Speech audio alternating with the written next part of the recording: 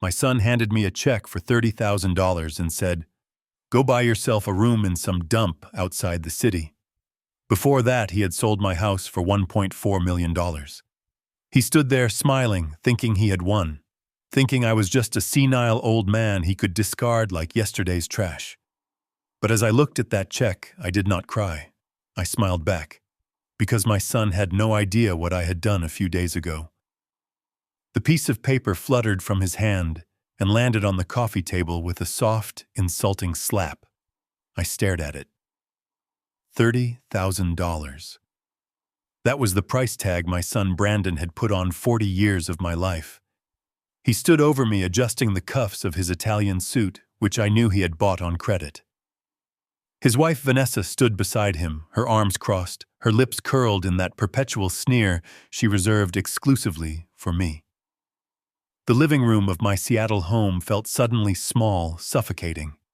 This was the house where I had raised him, the house where I had nursed my wife Catherine through her final days. Now it was just a line item on a ledger Brandon was desperate to clear. "Dad, the deal is done," Brandon said, his voice devoid of any warmth. "We closed an hour ago. The buyers are developers. They paid $1.4 million cash. The money is already in my account. This 30 grand is your cut. It is enough for you to find a room in a shared facility somewhere cheap, maybe out in Tacoma or Everett. You have 1 hour to pack your personal effects. The movers are coming to clear the rest." I did not reach for the check. I did not scream. I sat perfectly still in my leather recliner, my hands resting on the armrests.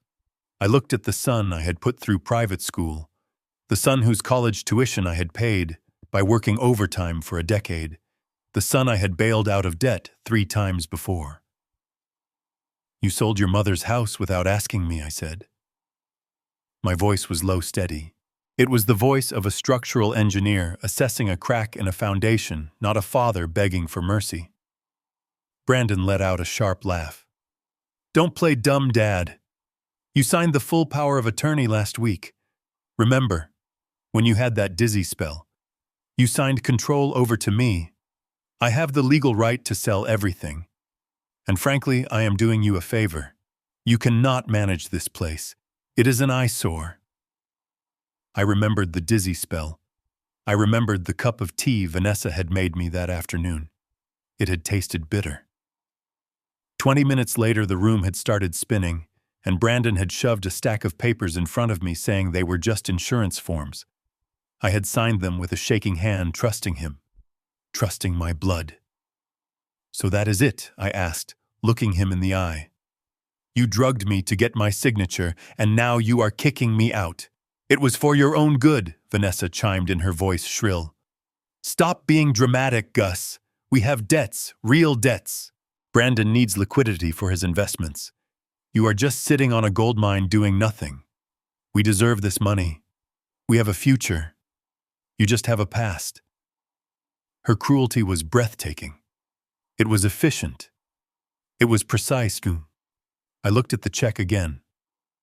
$1.4 million. That was the market value. Seattle real estate had skyrocketed. I had bought this land for a fraction of that in the 80s. And now Brandon was tossing me 30,000 crumbs from the feast. 1 hour, I repeated. Yes, Brandon checked his expensive watch. The eviction crew is on their way. Take your clothes. Leave the furniture. The new owners are tearing the place down anyway. They just want the land. He was vibrating with adrenaline. I could see the greed in his eyes, the way his pupils were dilated. He was thinking about the crypto markets he was obsessed with. The gambling debts he tried to hide, the lifestyle he could not afford. He saw me as an obstacle he had finally removed. I stood up slowly. My knees popped, but I kept my back straight. I picked up the check. I folded it carefully and placed it in my shirt pocket. "Fine," I said. Brandon blinked. He had expected a fight. He had expected tears. He had expected me to beg. My acceptance threw him off balance for a second. "Good," he stammered. "Good. At least you are being reasonable for once." He did not know that I was being more than reasonable. I was being tactical. I walked past him toward the hallway. As I passed, I smelled the expensive cologne he wore to mask the scent of desperation. He thought he was the predator in this room. He thought he was the shark. He had no idea he was swimming in a tank I had designed, and I had just drained the water.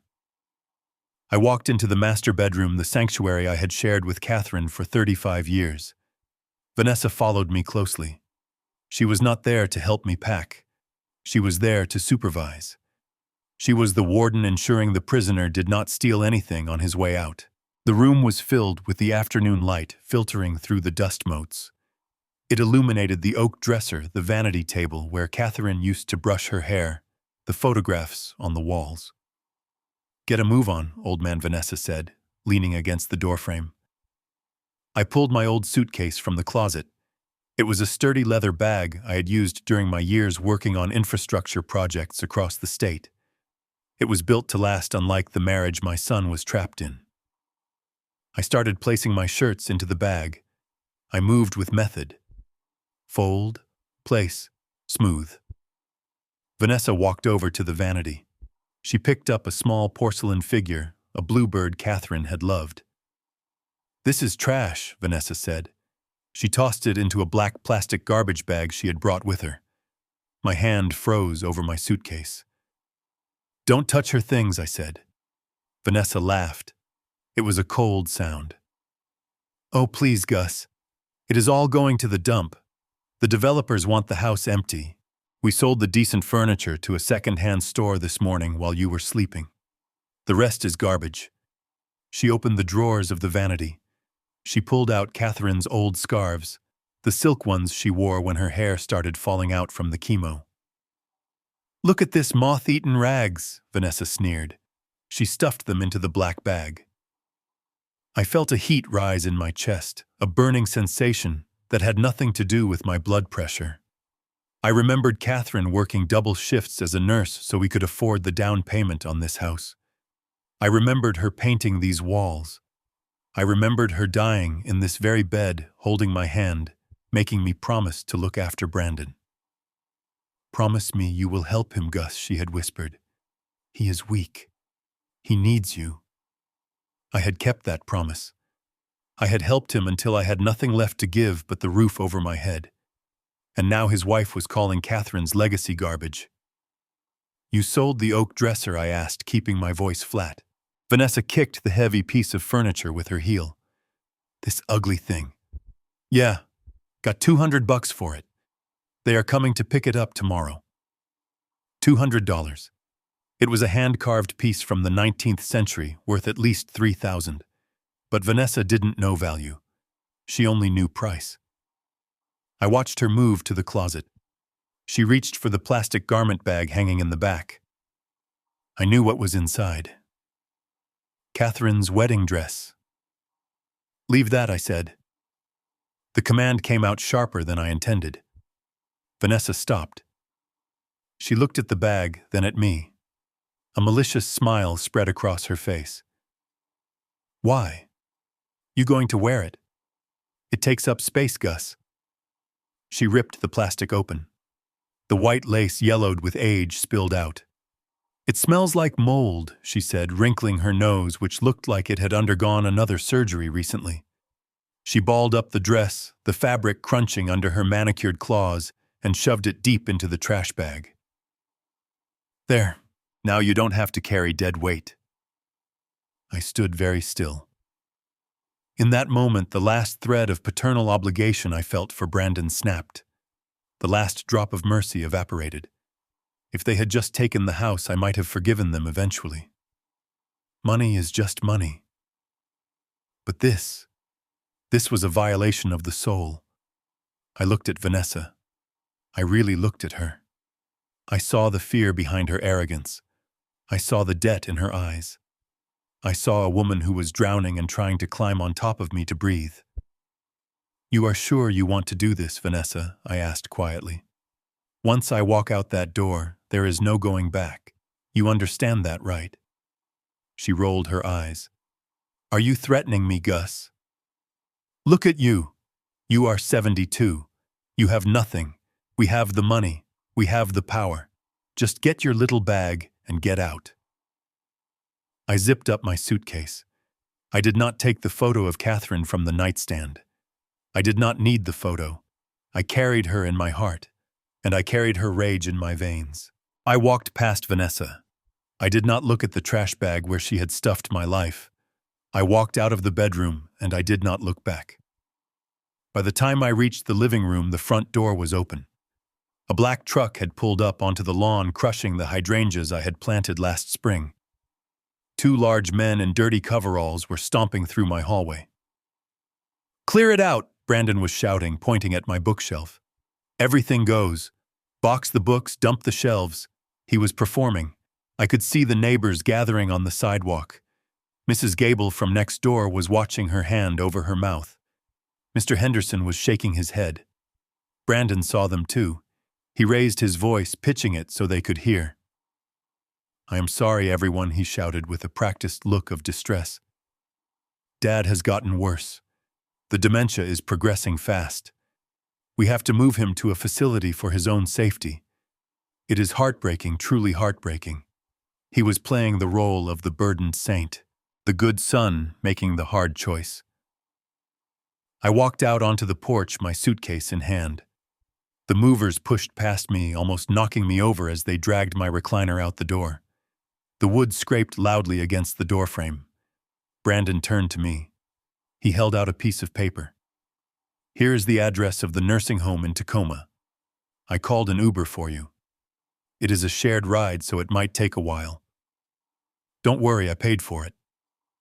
He tried to pat my shoulder for the audience. I stepped back. "I don't need your ride, Brandon," I said. He frowned. "What? How are you going to get there?" "Walk."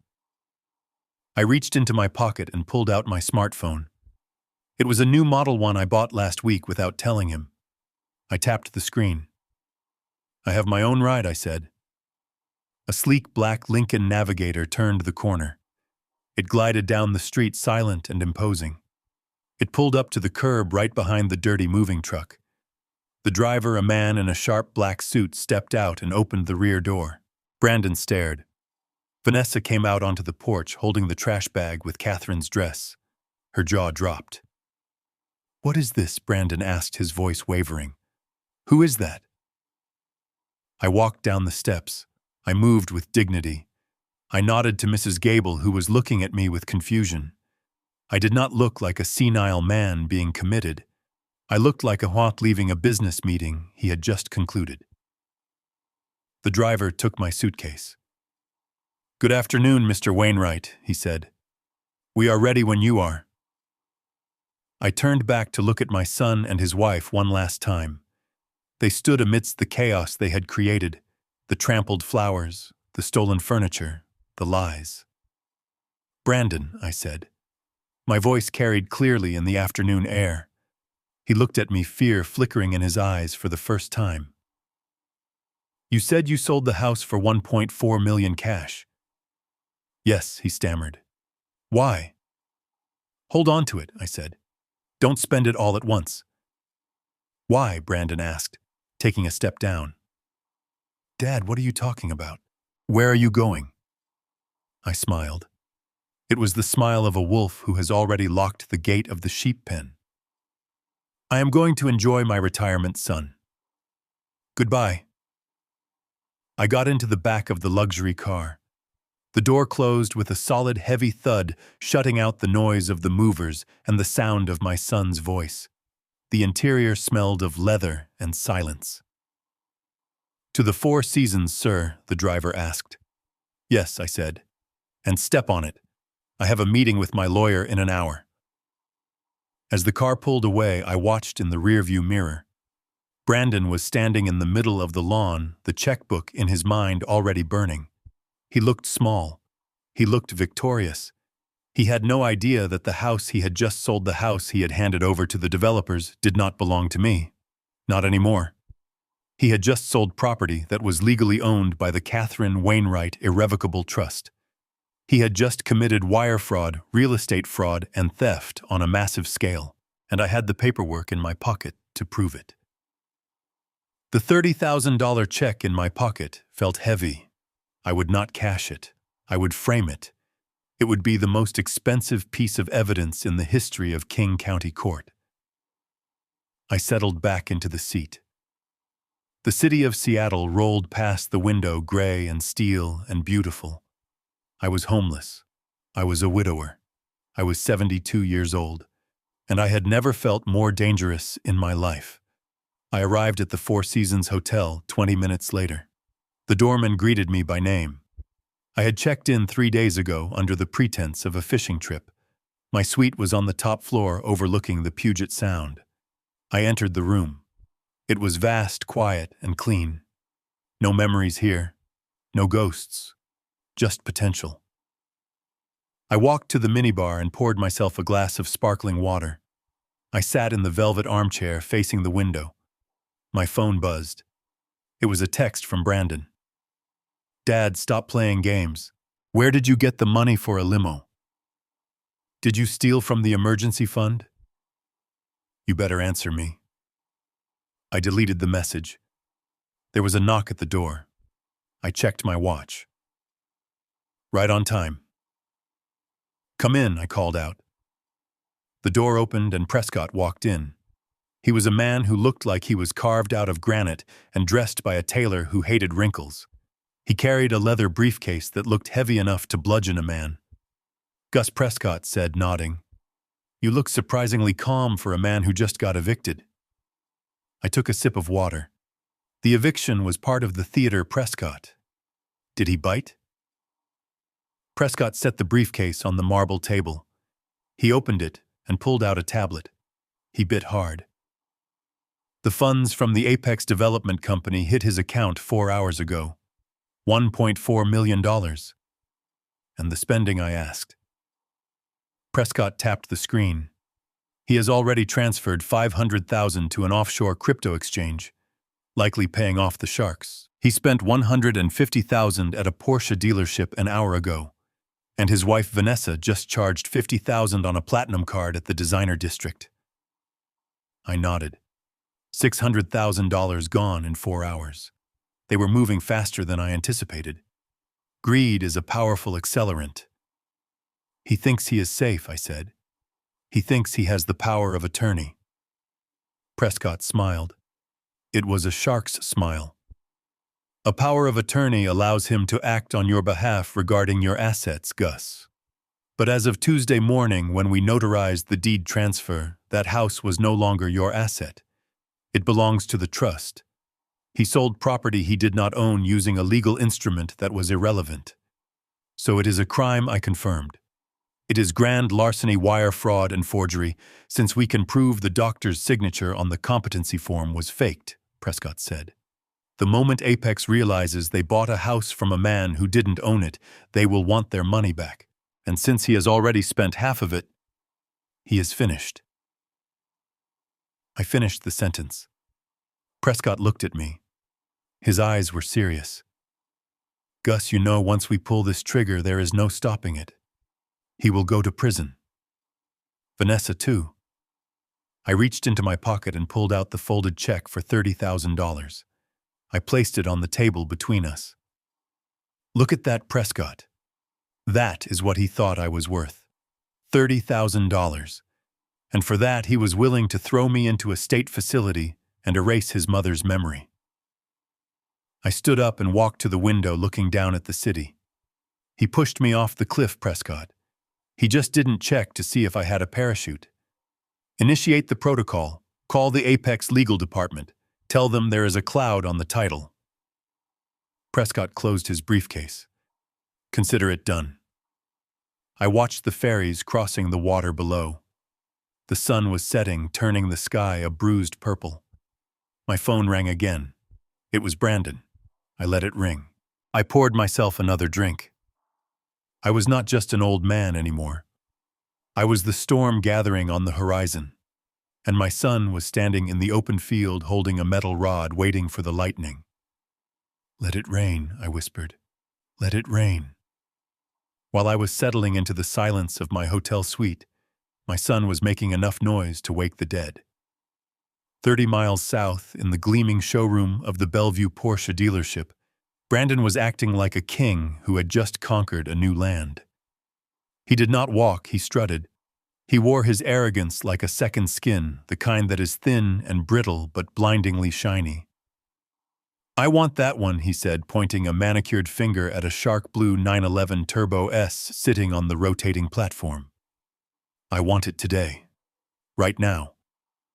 The salesman, a young man who smelled a commission, but also sensed the instability of a man spending money he had not earned, hesitated for a fraction of a second. "Sir, that is a showroom model.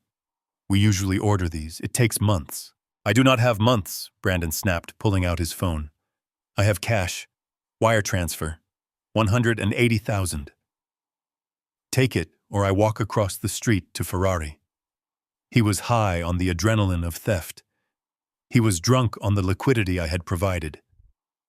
Within 30 minutes, the paperwork was signed. He did not even read the warranty. He just wanted the keys. He wanted the symbol. He wanted to drive fast enough to outrun the shadow of his own mediocrity. But before he drove off the lot, he had one more transaction to make. A transaction far more critical than the car. He sat in the leather driver's seat, the engine idling with a low growl, and opened a secure messaging app on his phone. His hands were shaking slightly, not from excitement, but from the residual terror of the last 6 months. He opened his crypto wallet. The balance showed the fresh injection of funds from the Apex development wire. 1.4 million. He typed in a long alphanumeric address. The address belonged to a man known only as the Russian, a loan shark, who operated in the dark corners of the crypto betting markets. $500,000. Brandon stared at the number. It was a third of the theft. It was the price of his life. He hit send. The screen buffered for a second. Processing, sent. A moment later, a message popped up on his screen. "We are square. Do not come back." Brandon let out a breath that sounded like a sob. He slammed his hand against the steering wheel, laughing hysterically. He was free. He had done it. He had sold his father's legacy to save his own skin, and he felt absolutely no remorse. He only felt relief. He revved the engine, the sound echoing off the dealership glass, and peeled out of the lot, leaving black rubber marks on the pavement. He was a winner. In his mind, he was a financial genius who had made a hard decision. He did not see himself as a criminal.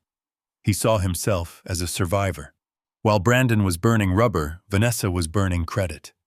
She was at the luxury quarter in downtown Seattle, a place she had visited often to window shop, but never to buy. Today she was not looking at the glass.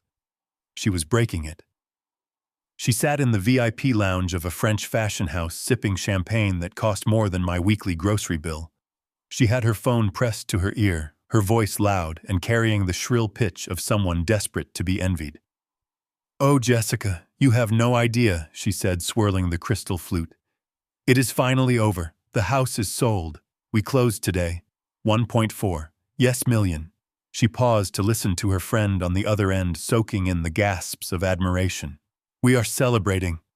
Obviously, she continued examining her nails. "I just booked the Maldives. 2 weeks. Overwater bungalow. The one with the slide going into the ocean. It cost 20 grand, but honestly, we deserve it. It has been hell living with that old man." She motioned for the sales associate to bring her another bag. "No, he is fine," Vanessa lied effortlessly.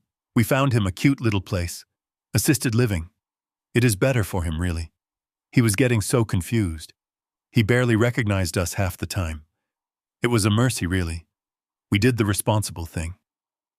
She picked up a silk scarf, holding it against her neck in the mirror. It was similar to the ones of Catherine's she had thrown in the trash bag hours earlier. But this one was new. This one was hers.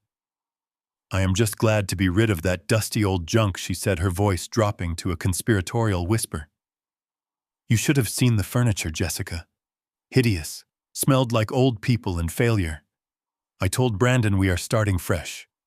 Everything new, modern, minimalist. No more clutter. No more past. She handed her platinum card to the associate. It was one of the supplementary cards I had paid off for them a year ago. She swiped it without looking at the total.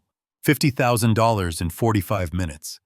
Handbags, shoes, dresses for a vacation she would never take. She was trying to fill a hole in her soul with leather and silk, but the hole was bottomless. She laughed, tossing her hair back, feeling the weight of the shopping bags as proof of her worth. She had won. She had defeated the memory of my wife. She had erased me. Brandon pulled the blue Porsche up to the curb where Vanessa was waiting, surrounded by her trophies. He honked the horn, a sharp, aggressive sound. Vanessa squealed, clapping her hands like a child on Christmas morning. "Babe, look at that," she shouted, throwing her bags into the back seat. "It is gorgeous. We look like a power couple." Brandon grinned, leaning over to open the passenger door. "Get in. We have a dinner reservation at the Metropolitan. Steak and lobster. We are celebrating." As they merged onto the highway, the city lights blurring past them, the conversation turned to the heist. They did not call it a heist. They called it business. But the details they shared, the specifics of their treachery, revealed the depth of their rot. "I cannot believe how easy it was," Vanessa said, running her hand over the dashboard. "I thought he would put up a fight. I thought he would read the papers." Brandon laughed, shaking his head. "He was out cold, Ness. Those sleeping pills you crushed into his tea worked perfectly. He was practically drooling. I had to guide his hand to sign the signature line. He thought he was signing for life insurance renewal." "And the doctor?" Vanessa asked. Brandon tapped the steering wheel in rhythm to the music. That was the masterpiece. Dr. Aris was expensive, but he signed the competency evaluation without even seeing the old man. $5,000 for a signature declaring Dad mentally unfit to manage his estate. That piece of paper is bulletproof. With the power of attorney and the medical cert, we are untouchable. He is probably sitting in that dump right now wondering what happened." Vanessa giggled. "Do you think he knows?" "He has no clue," Brandon said, his voice dripping with contempt. "He thinks he just got evicted. He thinks he has $30,000 to start over. He does not know I drained the joint savings account this morning, too. Another $40,000.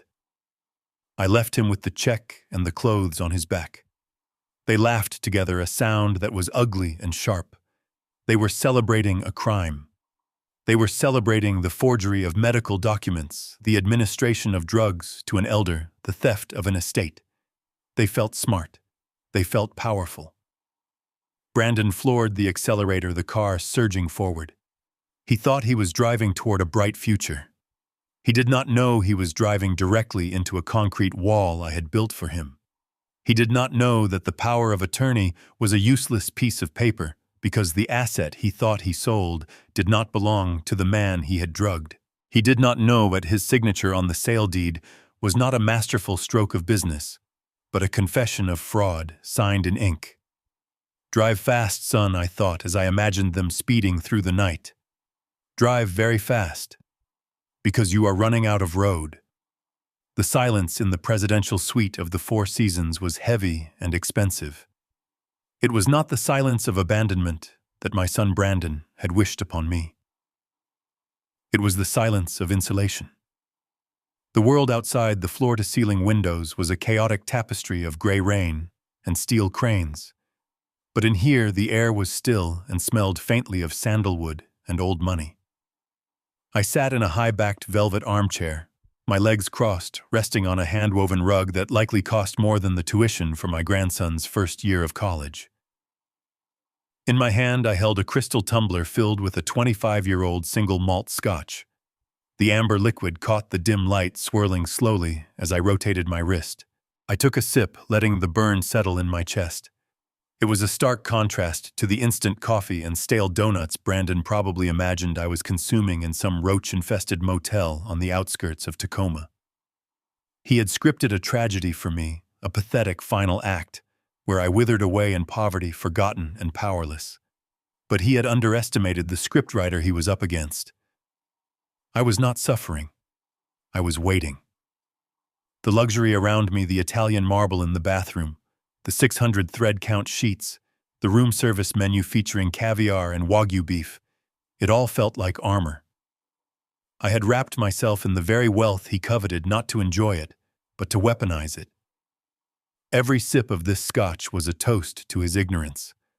Every minute I sat in this climate-controlled fortress was a minute closer to his destruction. Prescott sat across from me on the sofa. He did not look comfortable. Men like Prescott never looked comfortable, they only looked ready. He had spread a series of documents across the coffee table, aligning the edges with obsessive precision. He looked like a predator analyzing the vitals of a wounded gazelle. "The timeline is perfect, Gus," Prescott said, tapping a thick document bound in blue legal paper. "We notarized the transfer of the deed into the Catherine Wainwright Irrevocable Trust 72 hours before Brandon drugged you. The county clerk recorded it yesterday morning at 9 a.m. sharp. By the time Brandon handed over the keys to the Apex representative at noon, the title had already shifted. He leaned forward, his eyes gleaming with the cold thrill of legal warfare. "Explain it to me again," I said, just to hear the snap of the trap. I want to know exactly what he walked into. Prescott picked up a copy of the power of attorney form Brandon had forced me to sign. "This document," Prescott said, waving it dismissively, "gives Brandon the right to act as your agent regarding your personal assets. It allows him to sell your car, access your personal checking account, and sell real estate owned by Augustus Wainwright. But here's the beauty of it, Gus. As of Tuesday morning, the house at 42 Hillcrest Drive was no longer owned by Augustus Wainwright. It was owned by a separate legal entity. The trust." He dropped the paper back onto the table. Brandon used a valid key to open a door that no longer existed. When he signed that sales contract with Apex, he was selling property he did not own and had no authority over. The power of attorney is useless for trust assets unless he is the trustee. And who is the trustee, Gus? I am, I replied, the scotch tasting sweeter. And you are the successor. Exactly. Prescott smiled, a thin, razor-sharp expression. So legally, Brandon did not conduct a real estate transaction. He committed fraud. He accepted $1.4 million for a property he had no right to convey. And because the money was wired through a federal banking system, he committed wire fraud. That is a federal offense, Gus. The FBI does not care about family squabbles. They care about wire transfers of 7 figures obtained under false pretenses.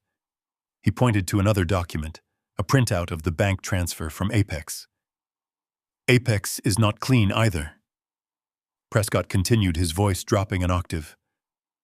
My contacts suggest they are a shell company for foreign capital looking to park cash in American real estate fast. They did not do their due diligence because they wanted the land, not the house, and they wanted it quiet. When we inform them that the title is clouded, that the sale is void, they will not sue Brandon. They will hunt him. They will want their money back immediately. And since he has already torched 600,000 of it, he is walking dead, I finished. Prescott nodded slowly, closing the folder. The trap is not just legal, Gus. It is kinetic. We have placed him between the hammer of the federal government and the anvil of a money laundering operation. When we file the notice of pendency tomorrow morning, effectively freezing the title, it will trigger alerts at the title company, the bank, and Apex headquarters. The system will lock down. Brandon's accounts will be frozen. But the debt he paid off and the car he bought that money is gone. He will be insolvent and indicted within 48 hours. I looked out the window at the darkening sky. The mechanics of the trap were flawless. It was an engineering marvel built of paper and ink instead of steel and concrete. I had built bridges that spanned raging rivers and skyscrapers that withstood earthquakes. But this was my masterpiece. I had constructed a machine designed to crush my own son. A heavy sensation settled in my gut, sitting alongside the warmth of the scotch. It was not regret. Regret implies you wish you had done something differently. I did not wish that. I knew this was the only way. But it was a profound, hollow ache. A father is supposed to build a foundation for his child, not a gallows. I thought about the boy I had taught to ride a bike. I thought about the teenager I had bailed out of drunk driving charges. I thought about the man who had stood at my wife's funeral and checked his watch. I had spent 40 years shielding him from the consequences of his own mediocrity. I had cushioned every fall, paid every fine, smoothed every rough edge. I had created a monster who believed he was entitled to consume me. I am not doing this because I hate him, I said to the reflection in the glass. I am doing this because I failed him. Prescott did not say anything. He knew better than to interrupt a man eulogizing his own family. I failed to teach him that actions have weight, I continued, my voice barely a whisper.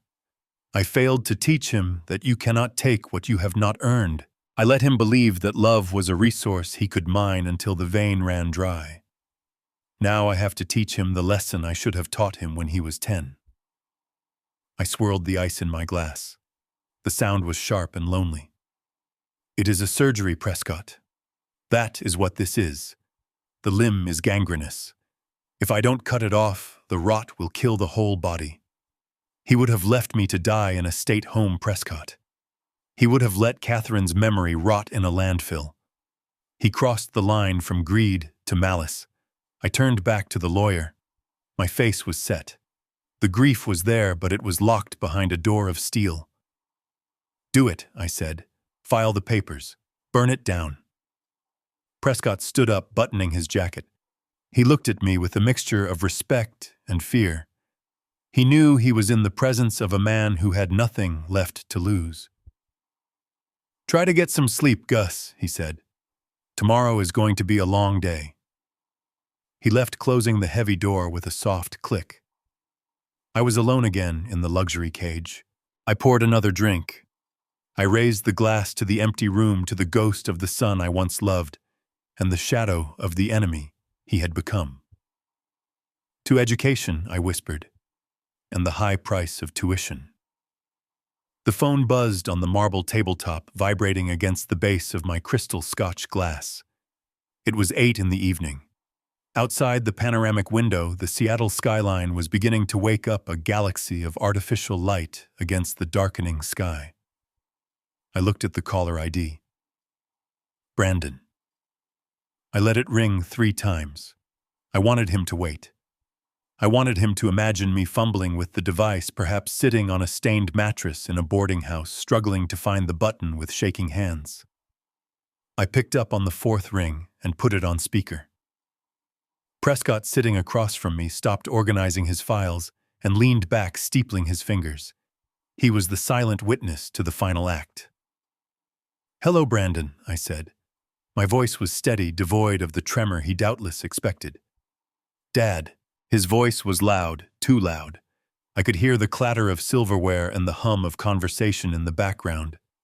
He was at a restaurant.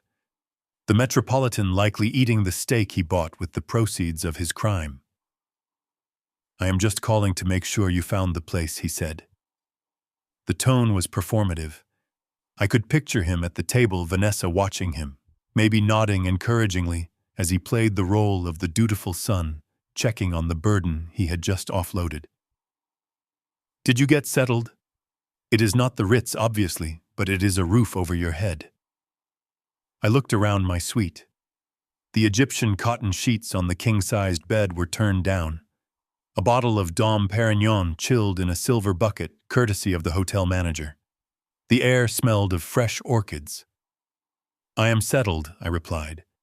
It is certainly different from what I am used to. Well, look, do not get too comfortable, Brandon said, his voice dropping slightly, a hint of steel entering the facade of concern. That 30 grand has to last you. Do not think you can call me in a month crying poverty. I have expenses, Dad. Big expenses. We are investing. We are building a future. I cannot be bailing you out because you blew your allowance on whatever it is you spend money on. The audacity was breathtaking.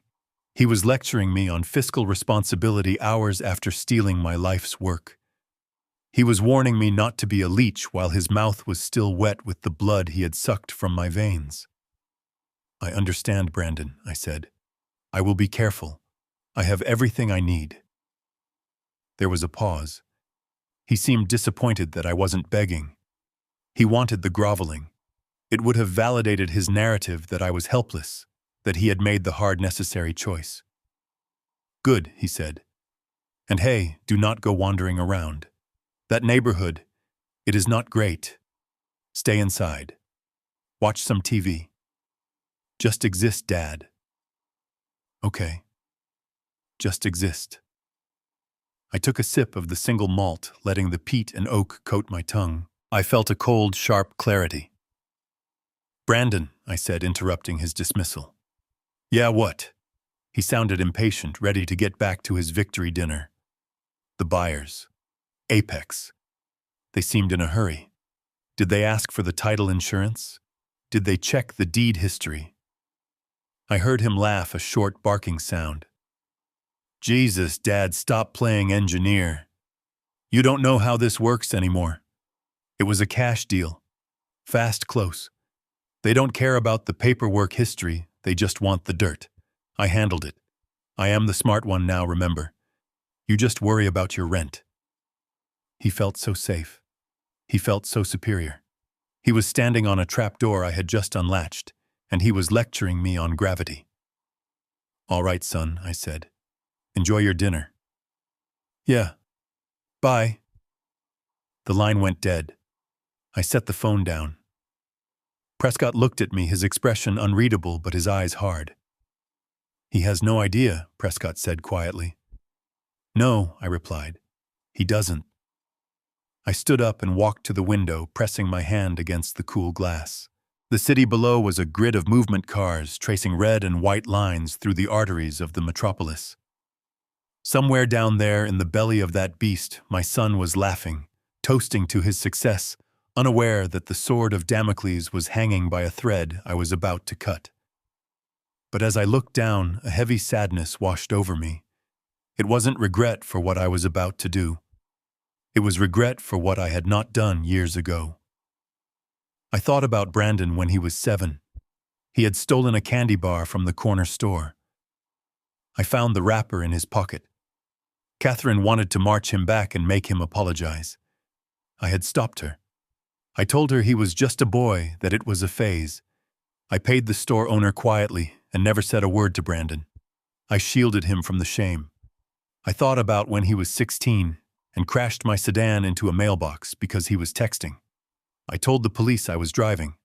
I paid the fine. I paid the repairs. I didn't want his insurance rates to go up. I didn't want him to have a record. I shielded him from the consequences. I thought about his 20s, the failed businesses, the bailouts, the time I paid off his credit cards, because he was crying in my kitchen saying the stress was killing him. I had written the check and patted his back and told him everyone makes mistakes. I had built a world for him where actions had no equal and opposite reactions. I had suspended the laws of physics and morality to keep him comfortable. I had thought I was being a good father. I thought love meant protection. I was wrong. Love means preparation. And I had prepared him for nothing. I had created this. The man who could drug his father and sell his mother's home without a flicker of conscience was not born that way. I had sculpted him. I had chiseled away his empathy with every bailout. I had smoothed over his integrity with every cover-up. He was a monster of my own making. And now I had to be the one to destroy him. It was not just justice. It was a correction. It was the final terrible parenting duty I had to perform. I turned back to the room. The luxury felt cold now. The silence was not peaceful, it was heavy with the weight of the past. Prescott was watching me. He knew. He had children of his own. He saw the grief behind the tactical mask. "He is not the boy you raised, Gus," Prescott said softly. "That boy is gone." I nodded, swallowing the lump in my throat. "I know," I said. The man who signed that deed is a stranger, and strangers get no mercy. I picked up the phone again. I looked at the time. The banks would open in 12 hours. The notification of the title freeze would hit the Apex Legal Department at 9 a.m. I poured the last of the scotch into the sink. I needed to be sharp. I needed to be sober. Tomorrow, I said to the empty room, tomorrow, the lesson begins. 3 days later, the clouds over Seattle broke apart, letting a pale, cold sunlight wash over the wet pavement of Hillcrest Drive. I was waiting inside the house, sitting on a folding chair I had brought with me in the center of the empty living room. The hardwood floors gleamed around me, stripped of the rugs and furniture that had absorbed the sounds of my life for decades. Now the house echoed. It was a hollow shell waiting for a demolition that would never happen. Next to me stood two men who looked like they were manufactured in a factory that built tanks. Their names were Davis and Miller. They wore black tactical uniforms with the logo of a private security firm on their chests. They were armed not with heavy weaponry, but with tasers and batons and an air of absolute menace. Prescott had hired them. He called it asset protection. I called it the welcoming committee. At exactly 10 in the morning, the sound of a high-performance engine cut through the silence. I stood up and walked to the window, peering through the blinds. Brandon's new shark blue Porsche pulled into the driveway, scraping the undercarriage on the incline he had always promised to fix but never did. He stepped out, looking like a man who owned the world. He was wearing sunglasses despite the weak sun, and a suit that screamed new money. Vanessa climbed out of the passenger side, holding a takeaway coffee cup like it was a scepter. She looked at the house with a sneer of victory, ready to watch the bulldozers flatten the memory of her mother-in-law. Behind them, a massive black SUV pulled up. The door opened, and a man I assumed was the representative from Apex Development stepped out. He was thick-set, wearing a trench coat and a hard hat tucked under his arm. He looked like a man who buried problems in concrete. This was Mr. Kincaid, the fixer. I watched them walk up the path. Brandon was gesturing expansively, pointing at the property lines, acting the part of the magnate. He laughed at something Vanessa said. They were so confident. They were so high on the fumes of their own greed that they didn't notice the new deadbolt on the front door. They didn't notice the security camera blinking in the corner of the porch ceiling. Brandon stepped up to the door. He pulled a key from his pocket. It was the key I had given him 5 years ago for emergencies. He slid it into the lock. He tried to turn it. Nothing happened. I saw his brow furrow. He jiggled the key. He pulled it out, looked at it, and shoved it back in. He twisted it harder, his knuckles turning white. The lock did not budge. It was a high-security Medeco cylinder installed yesterday afternoon. "What is the problem?" Vanessa asked, stepping up beside him, her voice sharp with impatience. "It is stuck," Brandon muttered. "It must be the humidity. Old house, old locks." He slammed his shoulder against the wood. The door was solid oak, reinforced with a steel frame. It didn't even shudder. Kincaid stepped forward, checking his watch. "We are on a schedule, Mr. Wainwright. My crew is arriving at noon to start the abatement. Open the door." "I am trying." Brandon snapped, sweat starting to bead on his forehead. "It is just jammed." He kicked the door. A futile, childish gesture. "Open up, you piece of junk," he shouted. He was beginning to panic. He tried the handle, rattling it violently. He looked like a thief trying to break into a safe he had forgotten the combination to. "This is ridiculous," Vanessa hissed. "Call a locksmith." "We do not have time for a locksmith," Kincaid growled. "Break a window if you have to. I want inside. I paid $1.4 million for this pile of wood, and I want to inspect the interior before the dozers get here." Brandon stepped back, looking around for a rock. I could see the desperation rising in him. The script was going off track.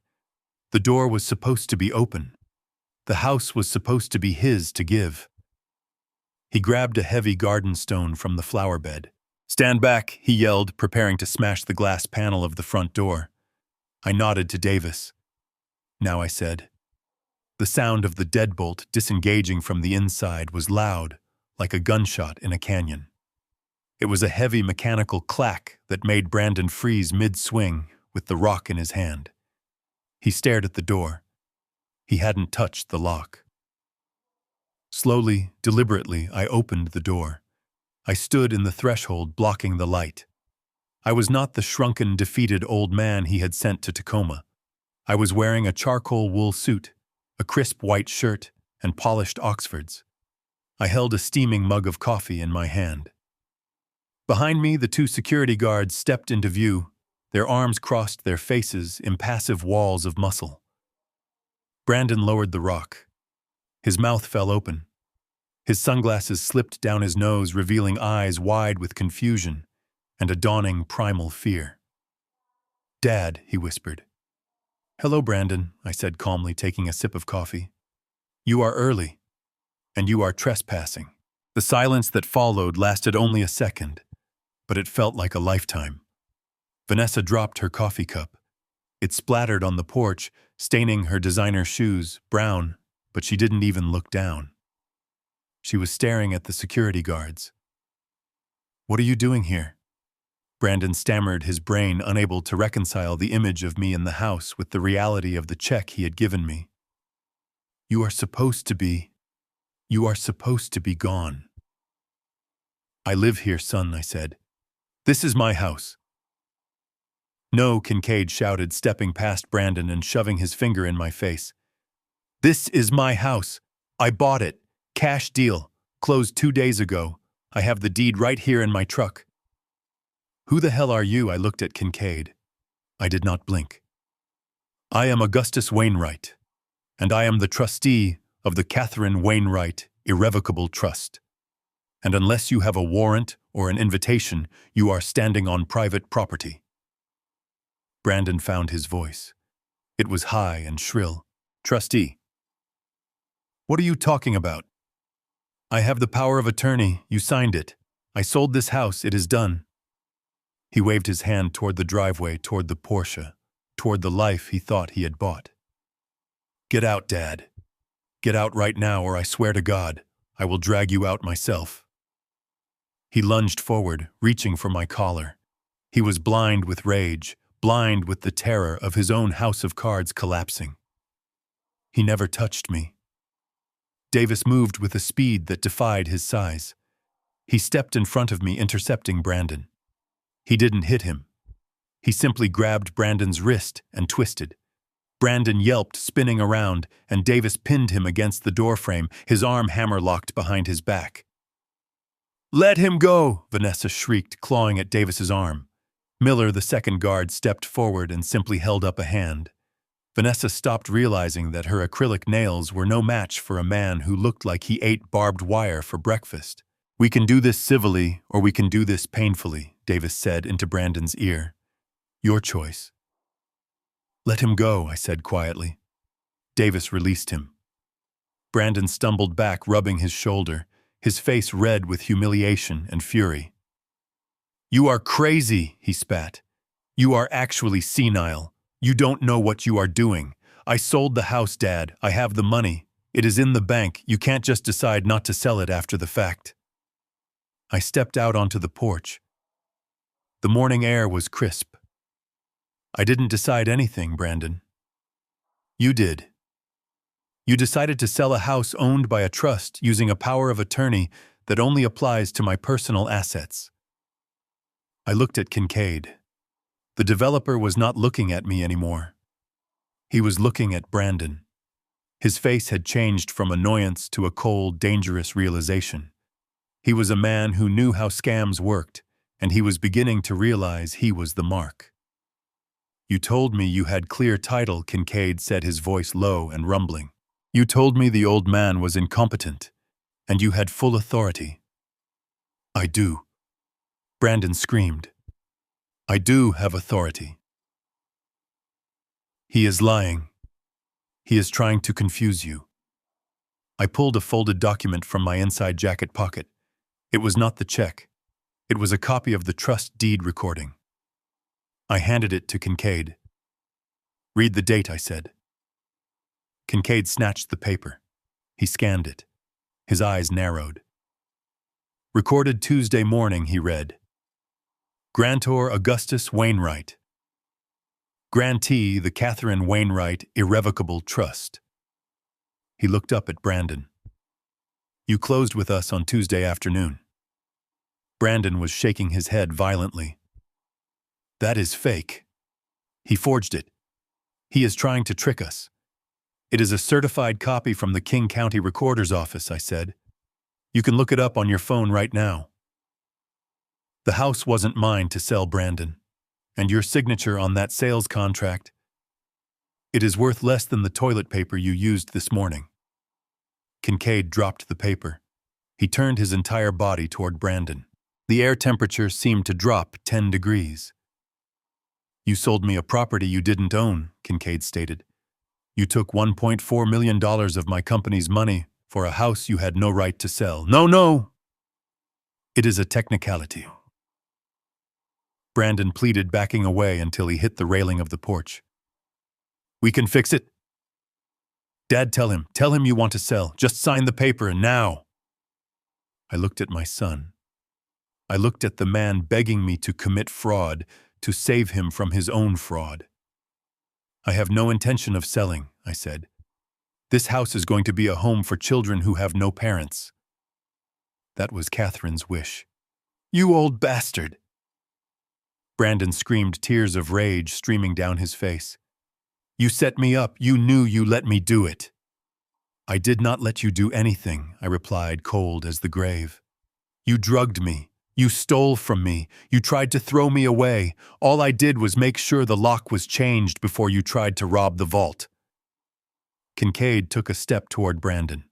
He reached into his coat pocket. For a second, I thought he was going to pull a gun. Instead, he pulled out a phone. "I want my money back," Kincaid said. "All of it. Wire it back, right now, or I call my associates and we take it out of your skin." Brandon went white. The color drained from his face so fast, he looked like a corpse standing upright. I can't," he whispered. "Why not?" Kincaid barked. "I spent it," Brandon choked out. "I paid debts. I bought the car. I don't have it all." The silence that followed was the sound of a guillotine blade whistling down the track. I checked my watch. "Gentlemen," I said, "my lawyer and the federal authorities are on their way. I suggest you decide who you want to be here when they arrive. The victim or the accomplice." Brandon looked at me, and in his eyes I saw the end of his world. Brandon scrambled backward, scrambling like a crab across the wooden planks of the porch, his eyes darting frantically between me and the developer. The reality of the trap was setting in, but his ego refused to accept the cage. He looked at the document in Kincaid's hand as if it were a venomous snake that had just bitten him. "It is a forgery!" he shrieked, his voice cracking into a desperate falsetto. He typed it up on his computer. "Look at it. It is just paper. I have the real authority. I have the medical certificate." He lunged. It was not a calculated strike. It was a spasm of pure panic. He threw himself at Kincaid, clawing at the deed copy, trying to rip it from the developer's thick fingers. He wanted to destroy the evidence, to tear the truth into confetti, and let the wind carry it away so he could return to the fantasy where he was a millionaire. Kincaid did not even flinch. He simply backhanded Brandon a heavy blow to the chest that sent my son stumbling back against the railing. But Brandon did not stop. He rebounded, his face twisted into a mask of pure, unadulterated hate. He turned his aggression toward me. "You did this!" he screamed, saliva flying from his mouth. "You planned this, you old psycho!" He reached into his jacket pocket. For a split second, the air on the porch electrified. Davis and Miller saw the movement. They did not wait to see what he was reaching for. They moved with the synchronized efficiency of a hydraulic press, Davis sweeping the leg, Miller controlling the upper body. The sound of Brandon hitting the deck was a dull, meaty thud that vibrated through the floorboards. Get off me! He howled, thrashing against the weight of two men who outweighed him by 200 pounds combined. I am the owner. I am the owner. Miller pressed a knee into the small of Brandon's back, pinning him to the wood. Davis secured his right arm, twisting it up until Brandon gasped in pain, his face pressed against the dirty boot scraper. Stay down, Davis growled, his voice low and bored. Don't make me use the zip ties.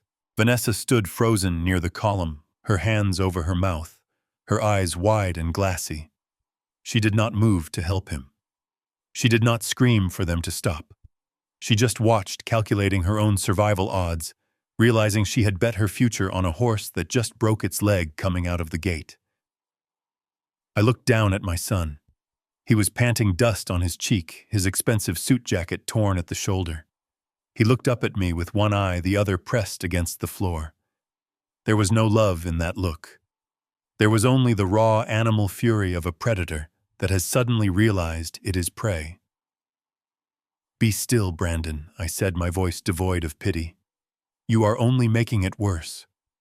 And you are about to need every ounce of energy you have left to explain yourself to the man getting out of that car.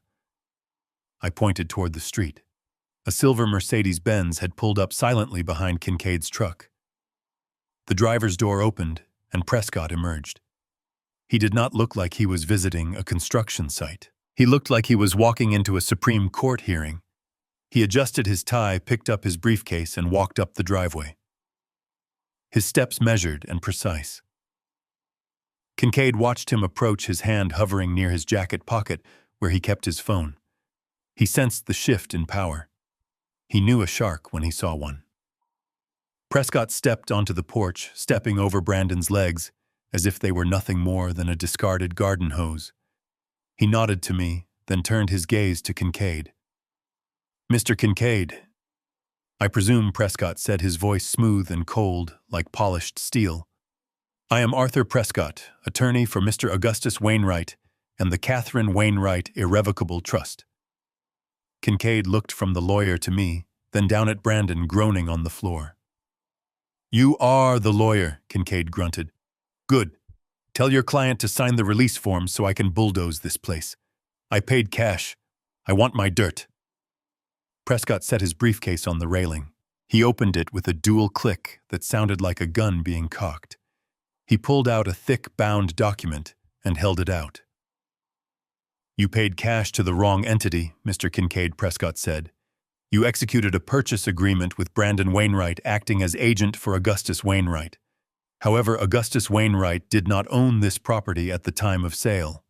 He opened the document, pointing to a paragraph highlighted in yellow. This is the trust instrument, established 40 years ago, amended and restated last Tuesday. The property at 42 Hillcrest Drive was transferred into the trust completely and irrevocably 72 hours before you sat down at the closing table. Brandon struggled against Miller's knee. That is a lie, he wheezed. The trust was dormant. Mom died 10 years ago. It dissolved. It did not dissolve, Prescott corrected, looking down at him with disdain. It evolved. Your father, as the surviving grantor, activated the secondary clauses. He transferred the title to protect the asset from potential liabilities. Liabilities like you. Prescott turned back to Kincaid.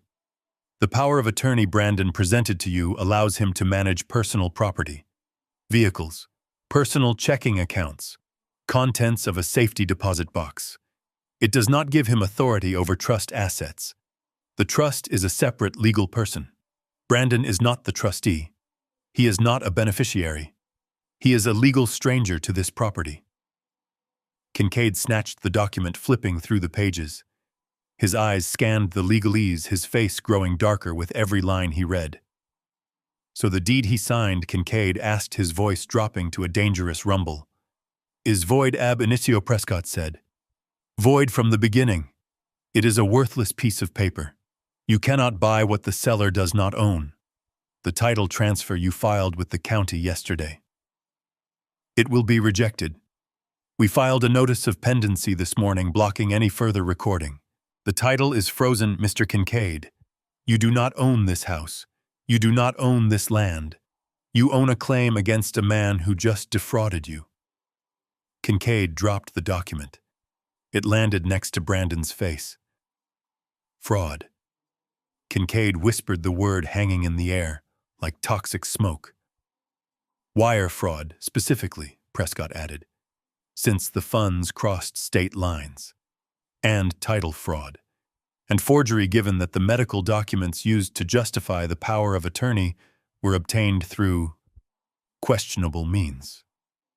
Brandon stopped struggling. He went limp under the guard's weight. The legal reality was crushing him harder than Miller's knee. He understood the language of money even if he didn't understand the language of ethics. He knew what void meant. He knew what frozen meant. He realized in that moment that he had not sold a house. He had stolen $1.4 million from a company that did not look like it solved problems with lawsuits. I looked at Kincaid. The developer was vibrating. His face had turned a mottled shade of crimson. The veins in his neck were bulging against his collar. He was doing the math. He had wired a fortune to a con man, and he had done it without title insurance because he wanted to move fast. He had exposed his own investors to a massive loss. He turned slowly toward Brandon. "You little maggot," Kincaid said, his voice shaking with suppressed violence. He crouched down, getting right in Brandon's face. "You looked me in the eye," Kincaid hissed. "You sat in my office, you drank my coffee, and you told me you had clear title. You told me your father was a vegetable who signed whatever you put in front of him." "I thought I did," Brandon whimpered, tears streaking the dust on his face. "I thought the POA covered everything. I didn't know about the trust.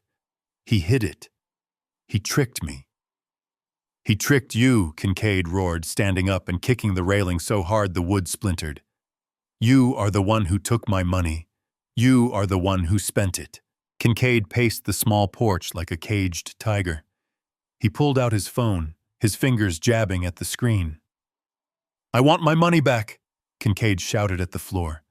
"Every single cent, plus the closing costs, plus the rush fees. 1.45 million. Wiring instructions to my account by noon." Brandon began to sob. It was a pathetic sound, a high-pitched keening that made Vanessa look away in disgust. "I can't," he choked out. "I don't have it all. I paid the loans.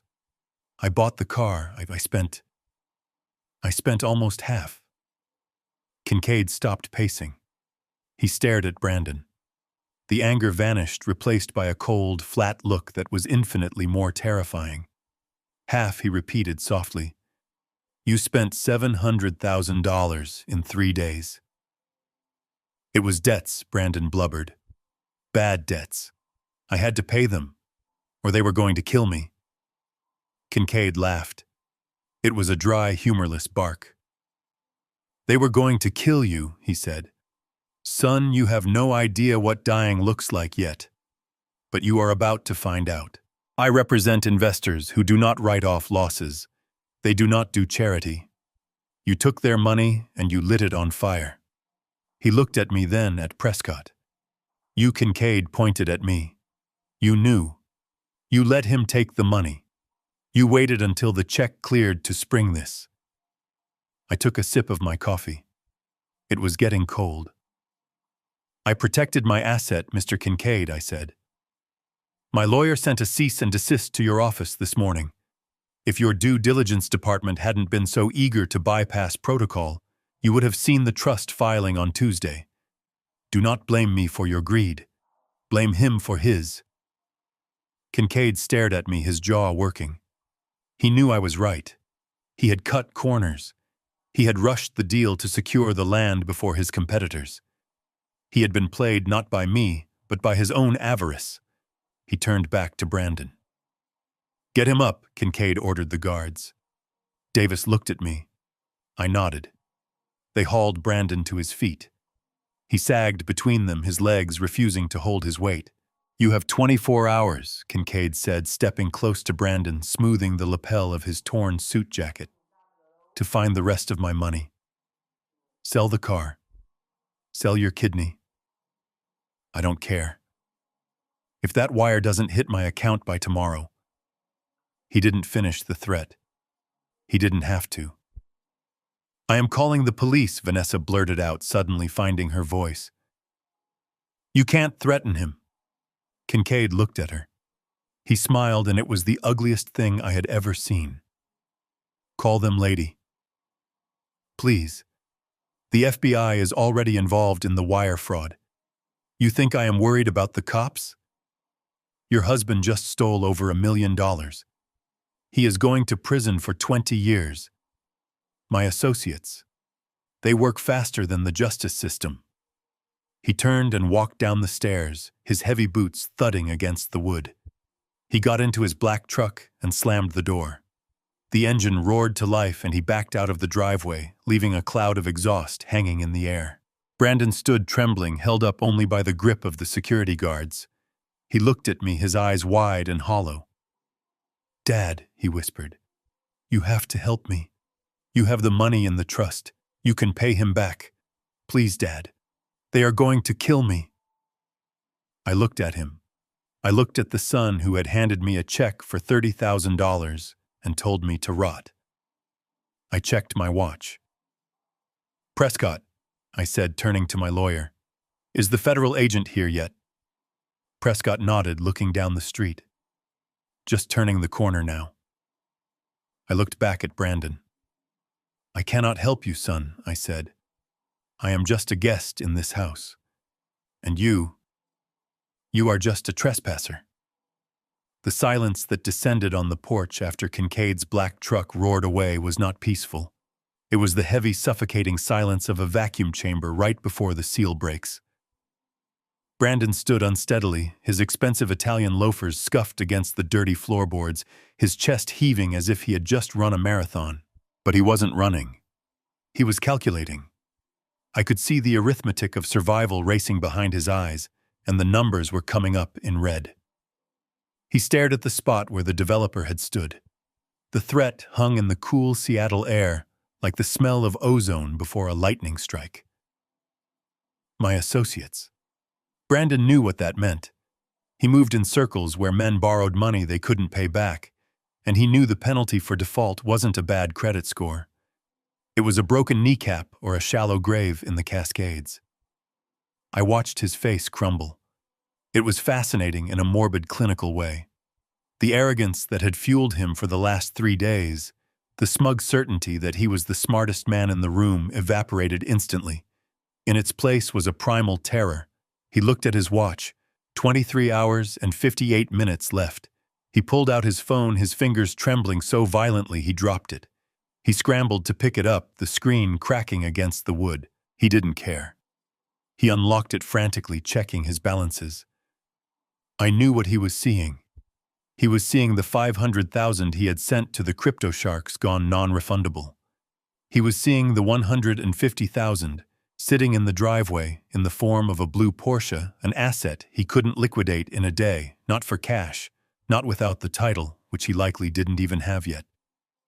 He was seeing the $50,000 Vanessa had torched on handbags.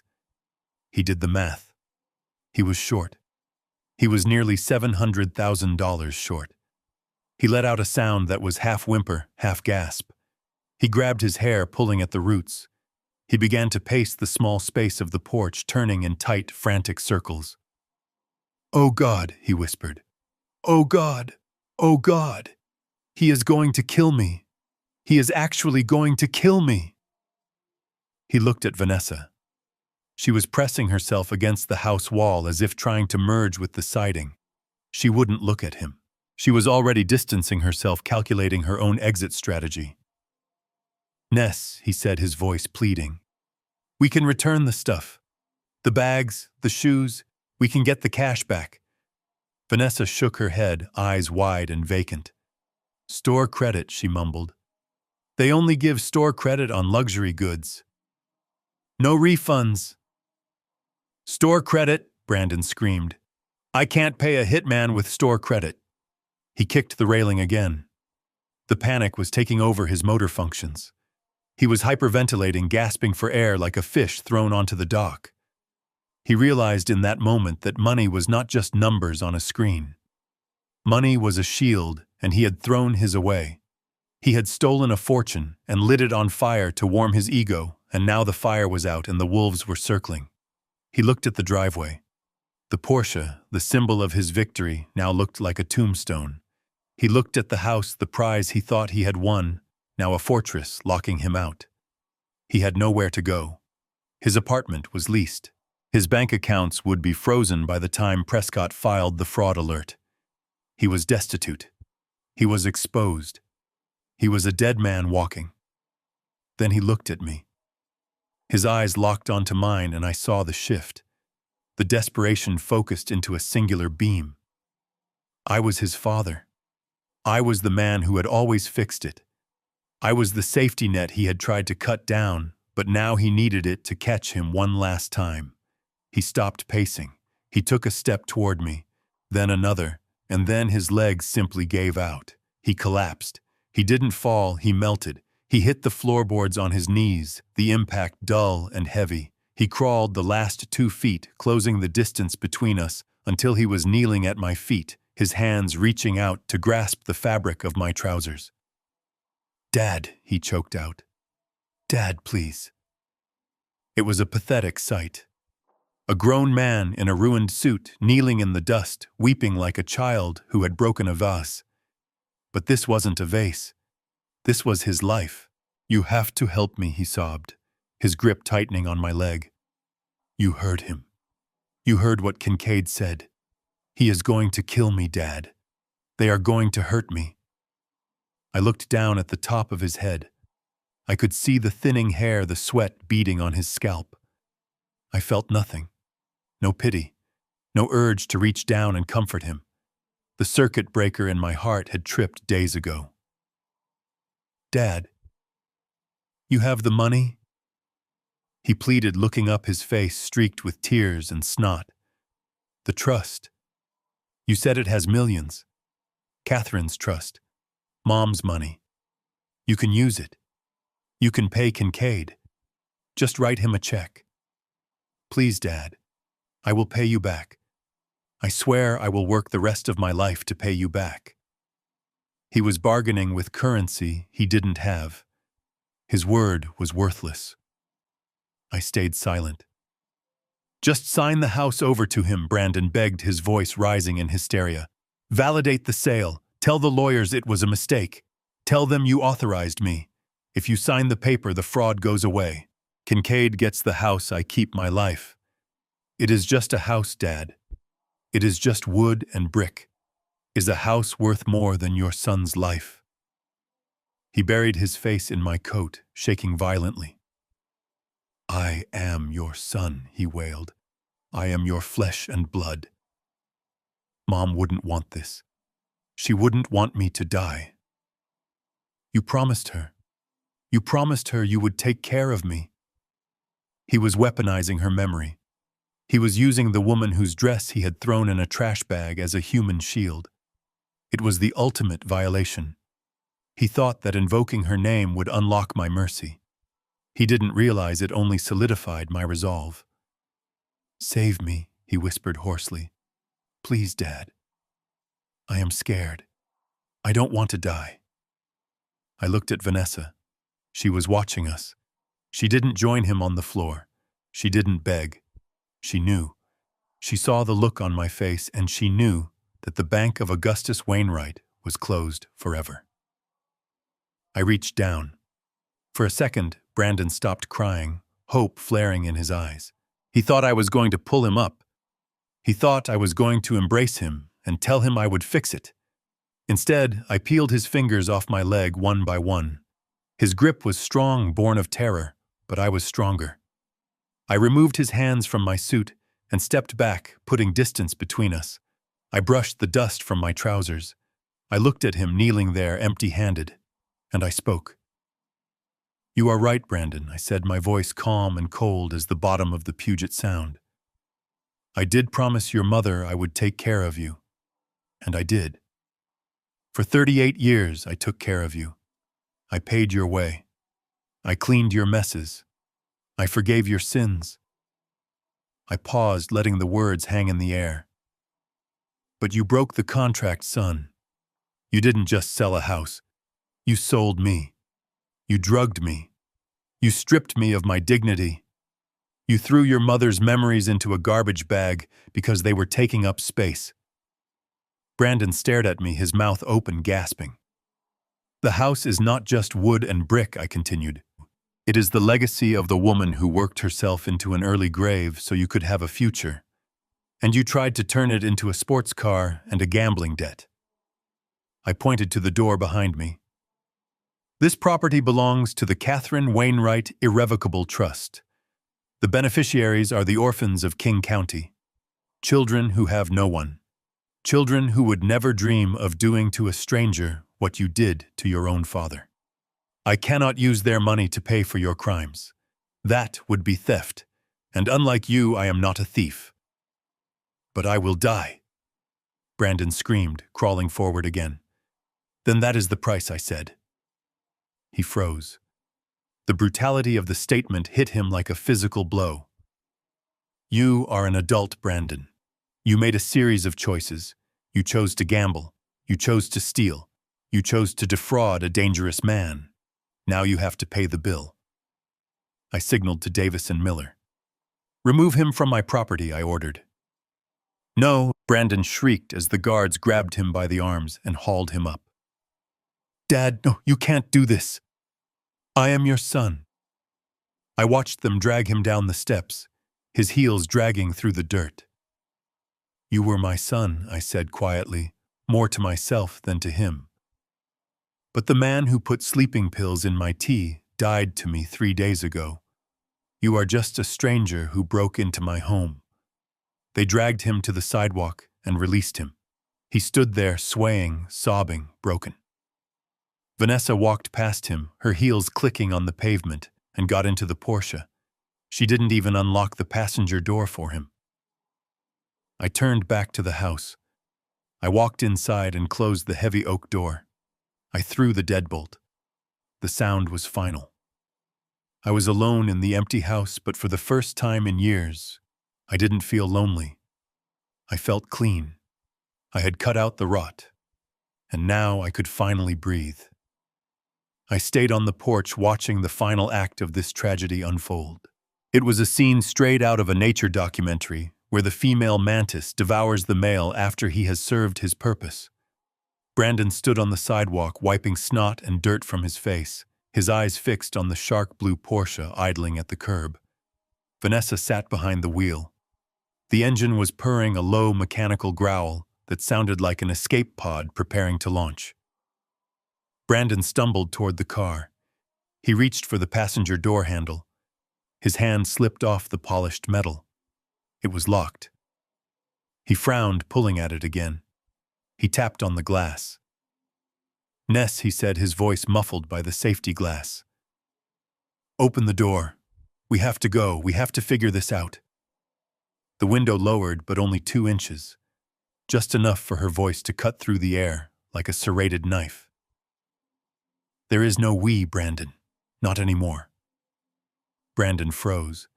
He looked at the sliver of her face visible through the gap. What are you talking about? He asked, a nervous laugh bubbling up in his throat. Babe, stop playing. Kincaid gave us 24 hours. We need to go to the apartment and pack. We need to liquidate.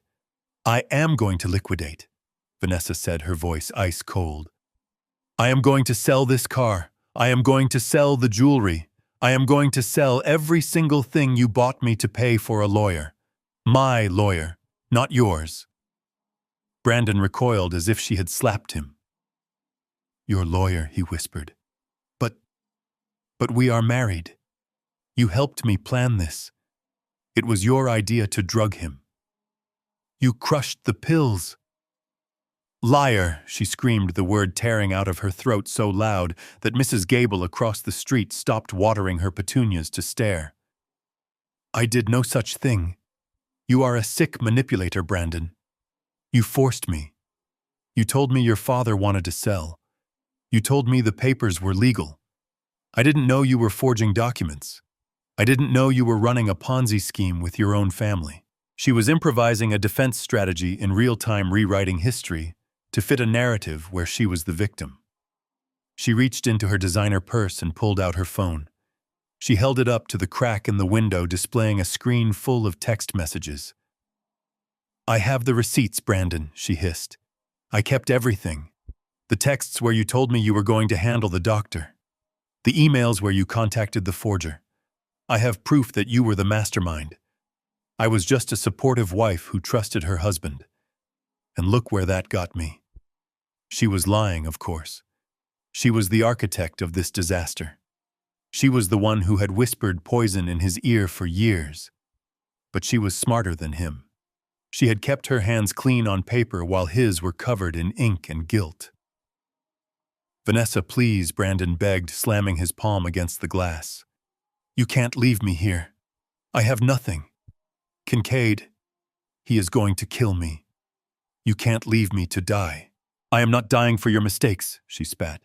"You are toxic, Brandon. You are a loser. You always were. You couldn't make it as a broker. You couldn't make it in crypto, and now you can't even pull off a scam without getting caught. I am done. I am filing for divorce in the morning, and I am giving everything I have on you to the FBI in exchange for immunity." She hit the button to roll up the window. "Wait!" Brandon screamed, grabbing the top of the glass, trying to hold it down. "Vanessa, I love you. I did this for us. I did this for you." The window continued to rise, pinching his fingers. He yanked his hand back with a yelp. "I never loved you," she said, her voice muffled again behind the glass. "I loved the potential, and you are out of potential." She revved the engine. The Porsche lurched forward. She didn't look back. She didn't hesitate.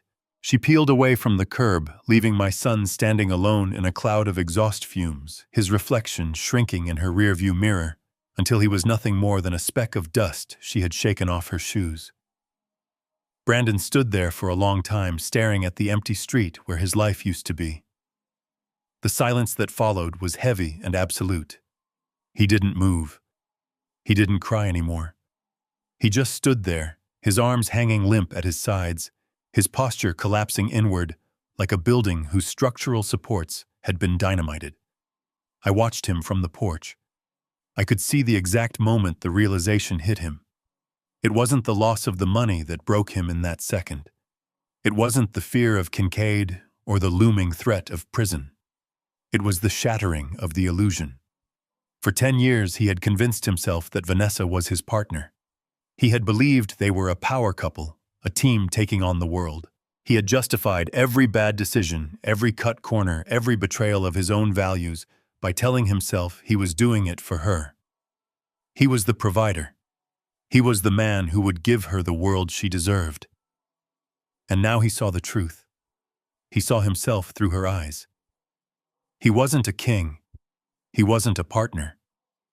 He was a utility. He was a credit card that had been maxed out and declined. She hadn't loved him.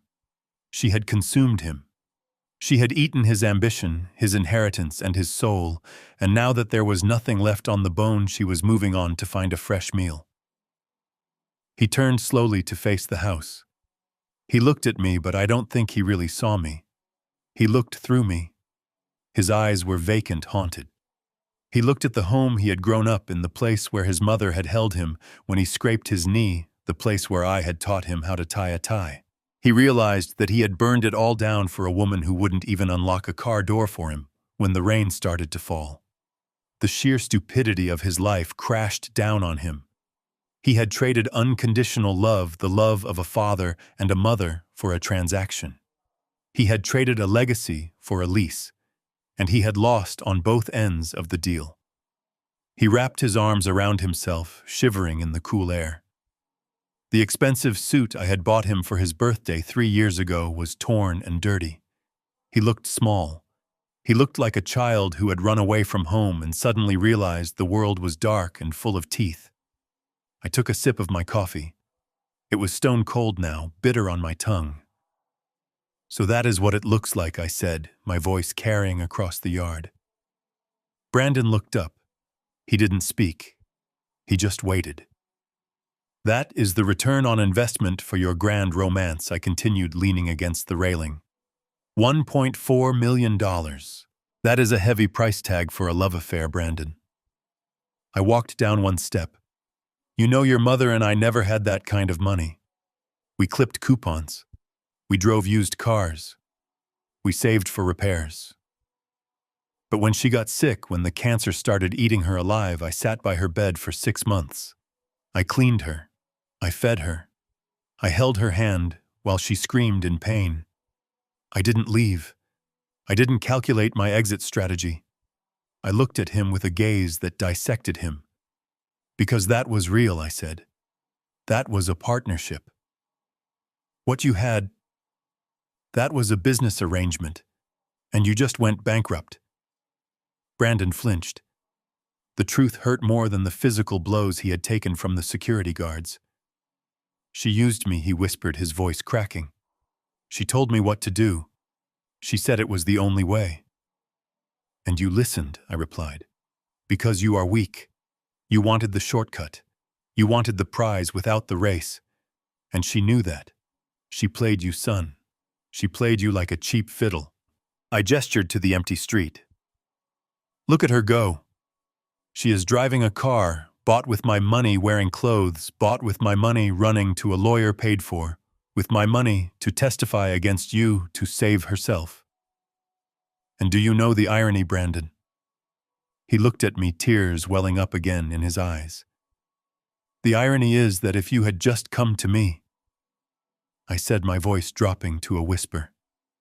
If you had come to me 6 months ago and told me you were drowning, if you had been honest, if you had said, Dad, I messed up, I need help, I would have helped you, I would have refinanced the house, I would have sold the land, I would have done anything to save you.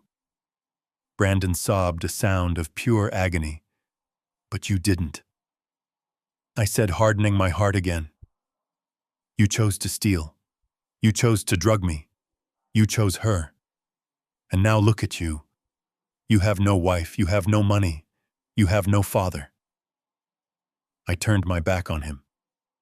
Get off my sidewalk, Brandon. The police are coming. And unlike your wife, they won't drive away. They will take you exactly where you belong. I walked back into the house and closed the door, leaving him alone in the wreckage of his own making. The final lesson had been delivered. Now all that was left was the punishment. I watched through the front window as the quiet suburban street transformed into a theater of tactical violence. It did not happen like it does in the movies, with sirens wailing and lights flashing from blocks away. It happened with a terrifying synchronized silence. One moment the street was empty save for Brandon weeping on the curb and Kincaid's black truck idling aggressively. The next moment, the world was filled with matte black SUVs. They swarmed from both ends of the street, boxing in Kincaid's vehicle and blocking the driveway. It was a precision maneuver executed by men who did not view this as a family dispute, but as a takedown of a high-value target involved in interstate wire fraud. Doors flew open in unison. Uniformed officers from the Seattle Police Department formed the outer perimeter, pushing back the curious neighbors who had ventured onto their lawns. But the inner circle, the men moving with lethal purpose toward my driveway, wore windbreakers emblazoned with 3 yellow letters. FBI. They moved like a wave of dark water engulfing the property. Kincaid saw them first. The developer who had spent the last hour threatening murder suddenly looked very small. He tried to get back into his truck, perhaps thinking he could ram his way out, but he was too slow. 2 agents had weapons drawn leveled at his chest before he could even touch the handle. Federal agents, put your hands in the air, one of them shouted, his voice cracking like a whip across the lawn. Kincaid froze. He knew the game was over. He raised his hands, slowly dropping his phone to the pavement. The arrogance drained out of him, leaving behind only the gray pallor of a man who knows his next residence will be a 6x8 cell. Brandon did not even look up. He was still staring at the spot where Vanessa had abandoned him. He was in a state of shock, his mind unable to process the rapid escalation from bankruptcy to felony arrest. He didn't move until an agent grabbed his shoulder and spun him around. "Brandon Wainwright," the agent barked. My son looked at the man blankly. He blinked as if waking from a dream. He saw the guns. He saw the badges. He saw the reality he had been running from for years finally catching up to him. He didn't run. He didn't fight. He simply collapsed. His legs folded under him, and he hit the ground, not in surrender, but in total structural failure. I stood behind the glass, sipping my cold coffee, feeling a strange detachment. It was like watching a building implosion I had engineered. I knew exactly where the charges were set. I knew exactly how the steel would buckle, yet the sight of the dust rising was still awe-inspiring. Prescott stood beside me, his arms crossed. "Apex was under surveillance for money laundering," Prescott noted calmly. "Your tip about the wire fraud gave them the probable cause they needed to move today. They aren't just here for Brandon. They are here to roll up the whole network." I nodded. Brandon wasn't just a thief. He was a useful idiot for dangerous men. And now he was the loose thread that would unravel them all. The arrest itself was a procedure stripped of all dignity. The agents did not handle Brandon with the gentleness of a father. They handled him with the efficiency of waste management professionals clearing debris. 2 agents hauled him up from the sidewalk. He was limp, dead weight. His expensive suit, which he had worn to project power, was now covered in road grit and grass stains. His tie was askew, hanging like a noose around his neck. "Turn around," the lead agent commanded. Brandon obeyed sluggishly, his movements uncoordinated. He turned his back to the street, facing the house he had tried to steal. He faced me, although I doubt he could see me through the glare of the window. The agent pulled Brandon's arms behind his back. The sound of the handcuffs ratcheting shut was distinct. Click, click, click. It was a mechanical sound, cold and final. It was the sound of a door locking that would not open for a very long time. "Brandon Wainwright, you are under arrest for wire fraud, bank fraud, identity theft, and conspiracy to commit money laundering," the agent recited. Brandon began to sob again. It was a loud, ugly sound that carried over the murmur of the neighbors. "I didn't mean to," he wailed. "I didn't know. My wife made me do it." The agent ignored him.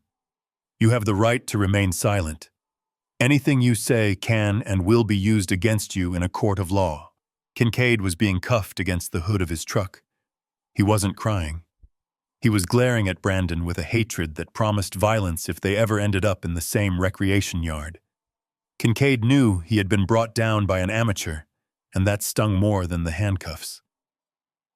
I watched as they patted Brandon down. They took his wallet. They took the keys to the Porsche he had bought with stolen funds. They took his phone.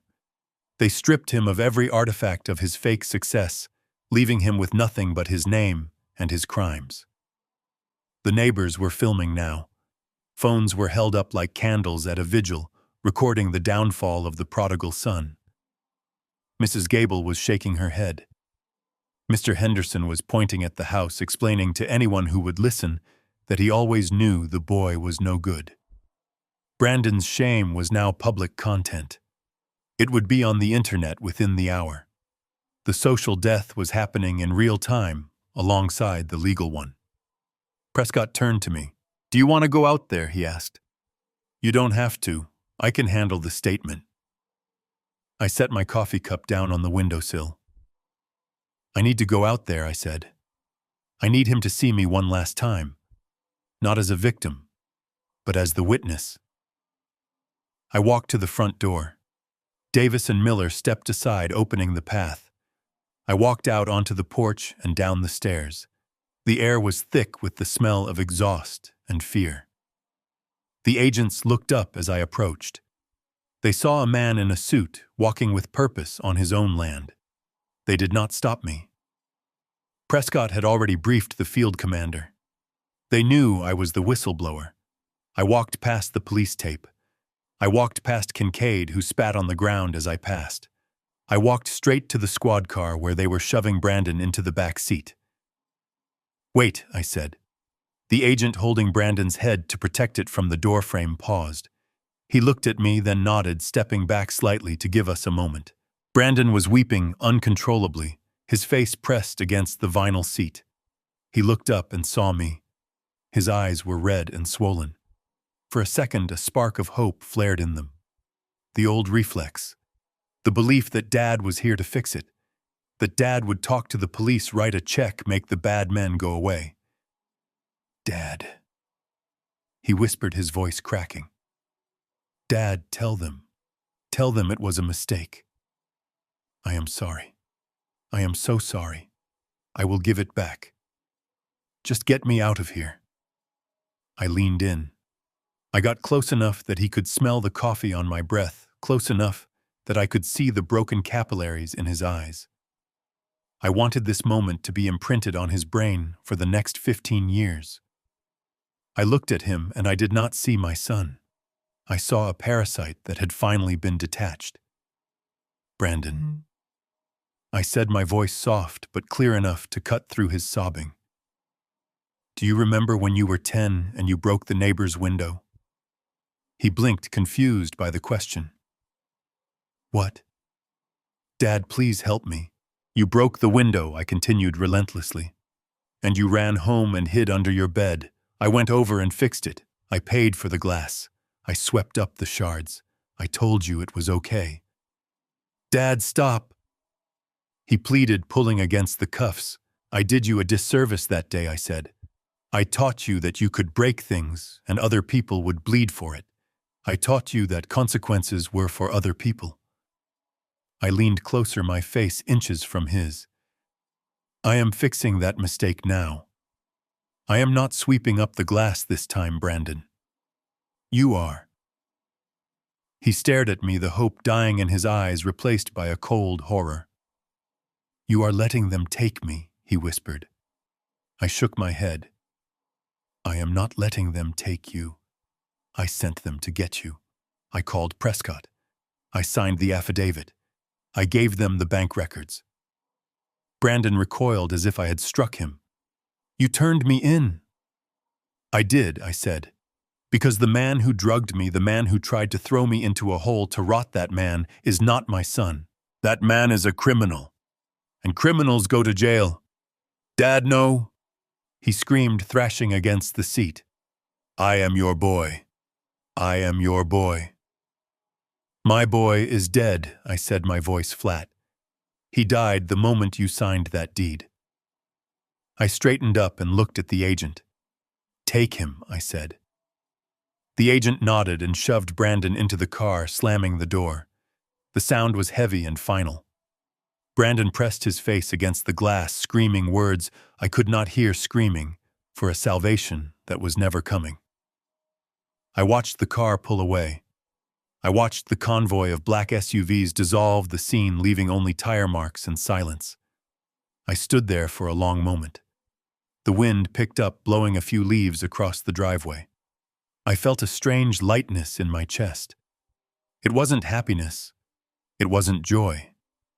It was the absence of a weight I had carried for 40 years. I turned around and walked back up the path to the empty house. The sun was fully out now, shining on the white paint. It looked clean. It looked ready for a new beginning. I walked inside and Prescott was waiting. "It is done," he said. "Yes," I replied, closing the door. "It is done. Now let's get to work on the trust. I have a lot of orphans to help and I don't want to waste another minute." 6 months of confinement strips the varnish off a man, revealing the rot underneath.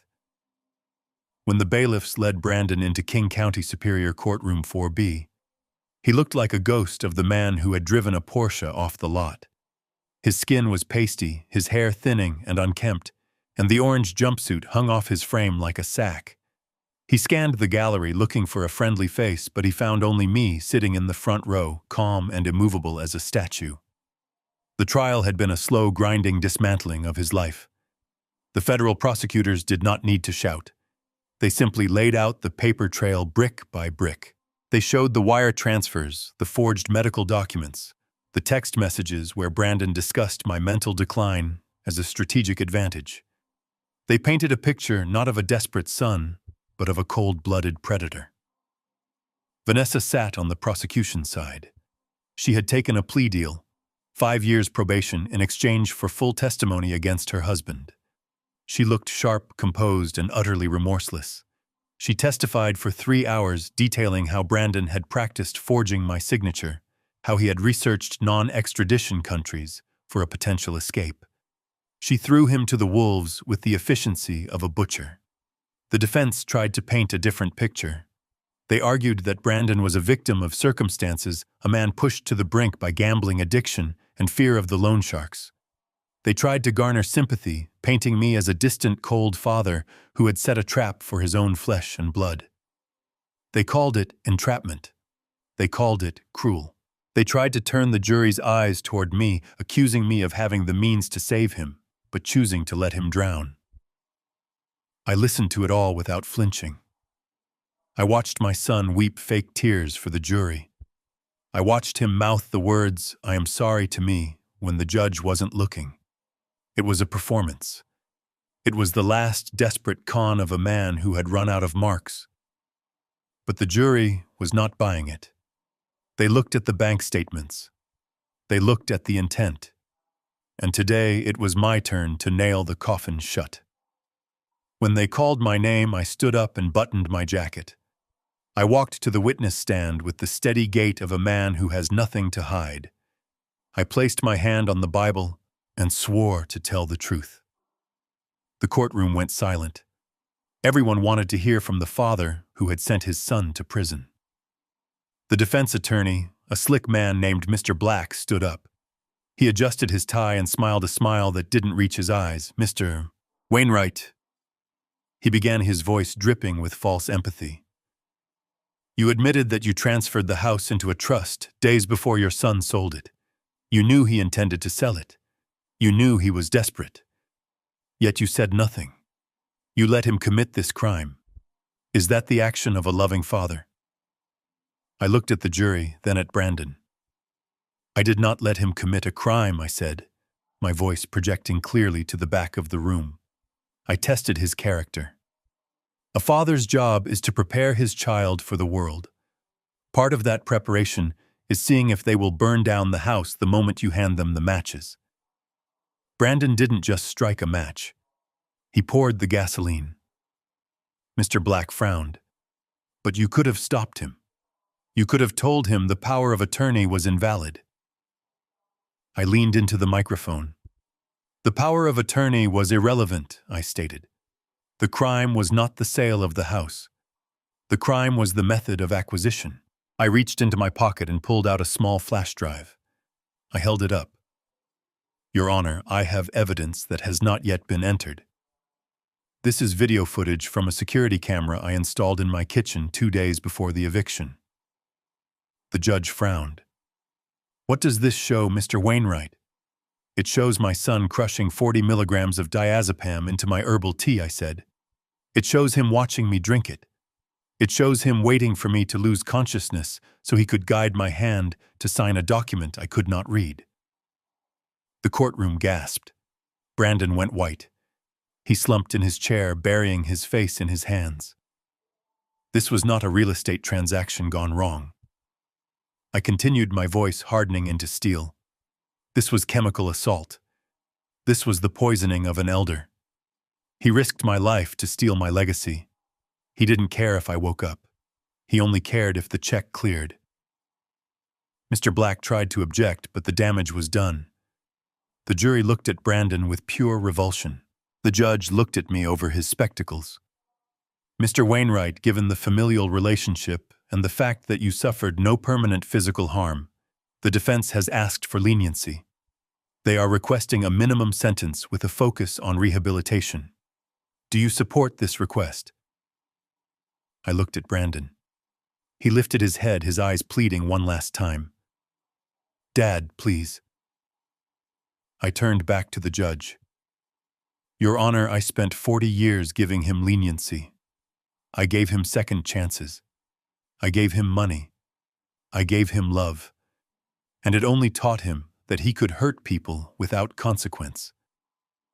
I paused, letting the weight of the moment settle. If you give him leniency today, you are not helping him. You are enabling him. You are telling him that because he shares my DNA, he is exempt from morality. He needs to learn that actions have equal and opposite reactions. He needs to understand that when you break the law breaks you back. I sat back in the chair. I request the maximum penalty allowed by law, not because I hate my son, but because it is the only way to save the man he might one day become. He needs to hit the bottom. And this, Your Honor, this is the bottom. The judge nodded slowly. Brandon put his head down on the table and began to sob.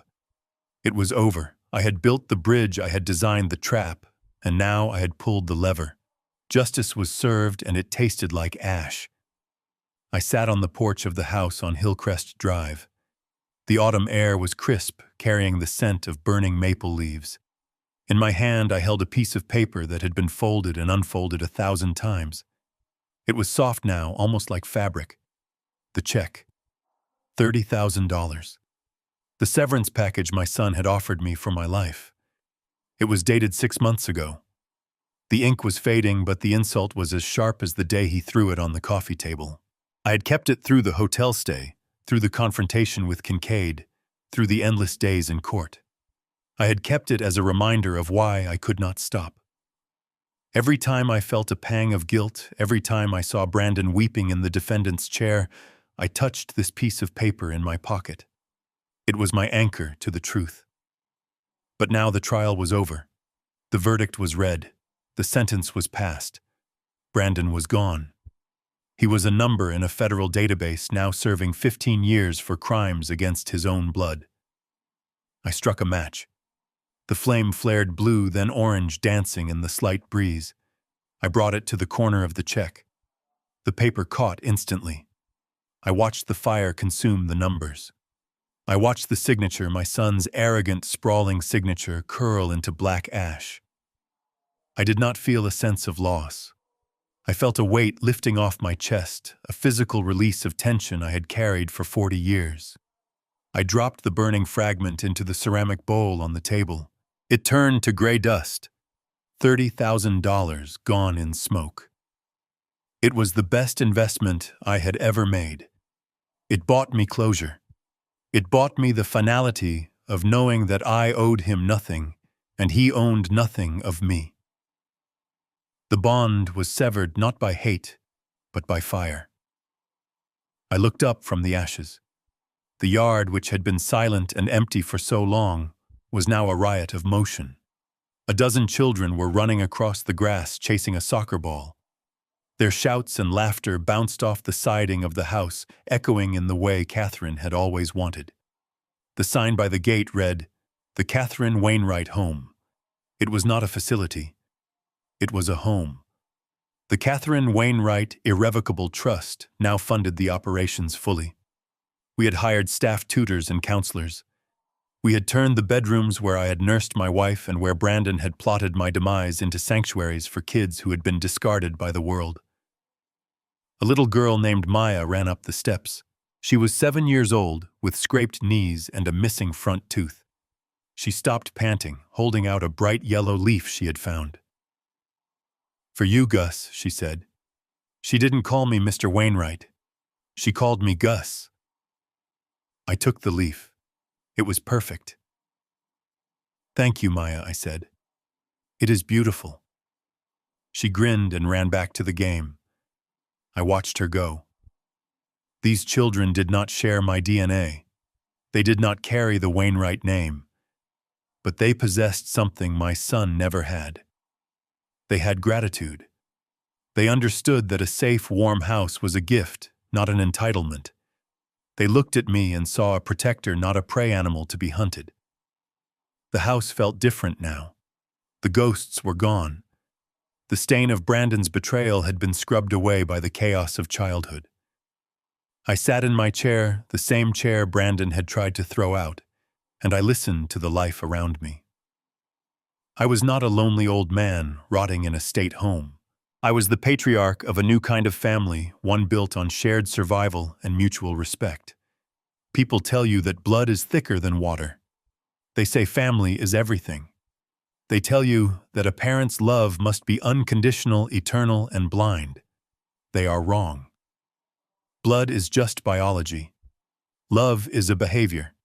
And when that behavior becomes toxic, when the hand you hold tries to pull you into the grave, you have to let go. I looked at the smoke rising from the bowl. I cut off my own arm to save the body. It hurts. It will always hurt. There is a phantom pain where my son used to be a dull ache in the middle of the night. But I am alive. I am whole. And I am free. I stood up and brushed the ash from my hands. My name is Augustus Wainwright. I am 73 years old, and I am finally exactly where I am supposed to be. We spend our lives trying to shield our children from the harshness of the world, forgetting that storms are what make roots grow deep. My mistake wasn't in loving my son too much, but in loving him without boundaries. I thought I was being a good father by fixing his mistakes, but I was only robbing him of his character. When you enable a monster, you cannot be surprised when it eventually turns to devour you. True love isn't about perpetual rescue. It's about having the courage to let them fall so they can finally learn to stand on their own. Sometimes the hardest thing a parent can do is simply walk away. If you believe that respect must be earned even by family, hit that like button and subscribe for more stories of justice.